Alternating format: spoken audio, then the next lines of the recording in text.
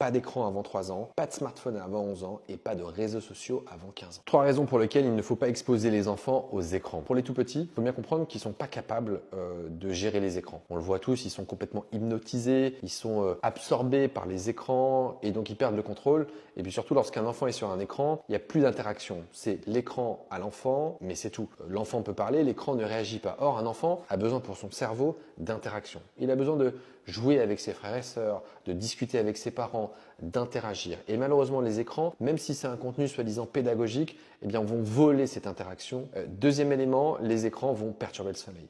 On a tous expérimenté, on est tous accros aux écrans et donc forcément, on va se coucher beaucoup plus tard. On va avoir parfois du mal à s'endormir, donc on a des troubles de l'endormissement à cause des écrans et de la lumière bleue qui bloque le message du cerveau qu'on appelle la mélatonine. Et donc, on va traîner tard le soir, on va se réveiller le matin, on se réveille de mauvaise humeur, fatigué. Ça augmente le risque d'anxiété et de dépression chez les jeunes. On va manger beaucoup plus, on va avoir des troubles de la mémoire. L'enfant va avoir du mal à mémoriser ce qu'il a appris la veille. Les écrans favorisent la sédentarité. Ce qu'on observe, c'est que les enfants ont perdu 25% de leur capacité cardiovasculaire. Ils mettent 1 minute de plus que dans les années 80 pour faire 400 mètres. Donc on a des enfants qui sont inactifs, sédentaires, qui manquent d'activité physique, qui sont en mauvaise forme, et on s'étonne ensuite qu'il y ait du surpoids et de l'obésité. Donc évidemment que les écrans ne sont pas responsables de tout, mais il faut absolument mettre un cadre. Et ce cadre, il a été défini, et c'est pour ça que je vous invite à respecter cette règle.